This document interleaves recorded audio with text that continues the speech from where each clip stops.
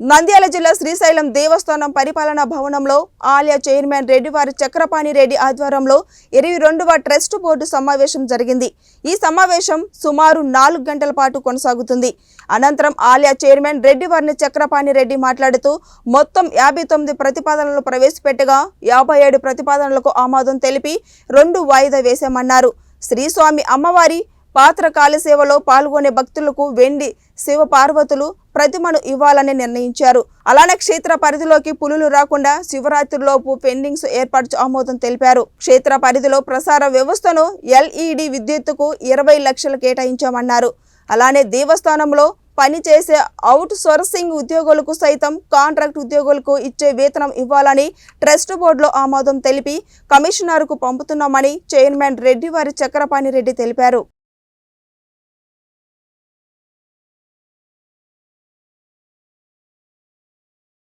ఈరోజు శ్రీశైల క్షేత్రంలో 22వ ధర్మకర్తల మండలి సమావేశం జరిగినది. అందులోంచి 59 అంశాలను ప్రవేశపెట్టినారు. అందులో 57 అంశాలను ఆమోదించాము. రెండు అంశాలను వాయిదా వేయడం జరిగింది.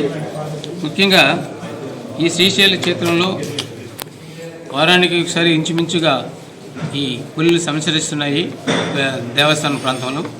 దాన్ని కట్టుదిట్టం చేయడం కోసం ఫెన్సింగ్ను కూడా వేసి 1 మంత్ నెక్స్ట్ శివరాత్రి ఉత్సవాల లోపల పూర్తి చేయాలని చెప్పేసి దాని ఎస్టిమేట్ను వేసి దాన్ని ఒక టెండర్ పిలిచి తొందరగా కంప్లీట్ చేయాలని కూడా. ఈ క్షేత్రం సుందరీకరణ భాగంగా భక్తులు సందర్శించే వీలుగా ఏనుగుల చెరువు కట్ట, తర్వాత వచ్చి మన మల్లమ్మ కన్నీరు దగ్గర 20 acres ల్యాండ్ను నందనవనంగా చేసే కోసం ఆమోదించడం జరిగింది. అదేవిధంగా ఈ శ్రీశైల క్షేత్రంలో పక్షులకు సంబంధించిన పార్కును నెమళ్ళకు, అదేవిధంగా జింకల పార్కు, ఇంకోటి నెమళ్ళ పార్కులు కూడా ఏర్పాటు చేయడానికి ఈ దీంట్లో తీర్మానించడం జరిగింది. విద్యుత్ దీపాల అలంకరణ కోసం హైడ్రాలిక్ మిషన్ను కూడా 40 లక్షలతో ఆమోదించడం జరిగింది. క్షేత్రంలో దేవస్థాన ప్రసార వ్యవస్థకు సంబంధించిన పబ్లిక్ అండ్ స్ట్రీమ్స్ నిర్వహణ కోసం ఎలక్ట్రికల్ సామాన్లు కూడా జరుగుతుంది. క్షేత్ర పరిధిలో విద్యుత్ నిర్వహణ కోసం LED లైట్లు, సంబంధిత కేబుల్ మొదలైన వాటిని కూడా 20 లక్షలకు పెంచడం జరిగింది. రాబో శివరాత్రి మరియు రోజువారీ అవసరాల నిమిత్తం CCTV నిర్వహణ కూడా 34 లక్షలు కూడా ఆమోదించడం జరిగినది. నంది సర్కిల్ వద్ద రహదారిని విస్తరణ కూడా ఆమోదించడం జరిగినది.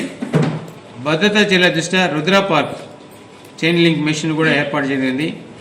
రక్షణ చర్యల్లో భాగంగా బాహ్య రహదారి పొడవున అవసరమైన చోట ఫెన్సింగ్ను కూడా ఏర్పాటు జరిగింది. అదేవిధంగా భక్తులకు సౌకర్యార్థం స్థానిక బ్యాంకుల ద్వారా మరో 3 ATM కేంద్రాలను కూడా ఏర్పాటు చేయడం జరిగింది. అన్నదాన వితరణ భాగంలో ఎగ్జాస్ట్ ఫ్యాన్లు మరియు అన్నదాన వితరణ సంబంధించిన దానికి కూడా దాని మరమ్మతుల కోసం కూడా 17 లక్షలు శాంక్షన్ జరిగింది. ఉదయాస్తమన ప్రాతకాల సేవకి వచ్చే భక్తులకి శివపార్వతుల ప్రతిమను కూడా వెండి ప్రతిమను కూడా ఇవ్వాలని చెప్పేసి మేము ఈ జరిగింది. అదేవిధంగా ఇక్కడ నేను ఫారెస్ట్ డిపార్ట్మెంట్తో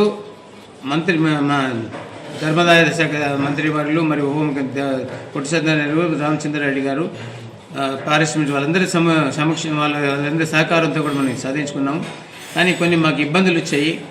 ఈ స్థలంలో కూడా కేటాయించడంలో వాళ్ళకి కొన్ని కండిషన్స్ పెట్టినారు. దాన్ని పునఃపరిశీలన చేయమని చెప్పి కూడా మేము వాళ్ళకి ఉత్తరం ద్వారా తెలియజేసాం. సమావేశాలు పెట్టి ఆమోదించి కమిషన్కి పంపించాం. ఇంకోటి కాంట్రాక్ట్ లేకుండా కూడా పర్మనెంట్ లేబర్గా ఇచ్చేయని చెప్పి మేము బోర్డు తరఫున అంతా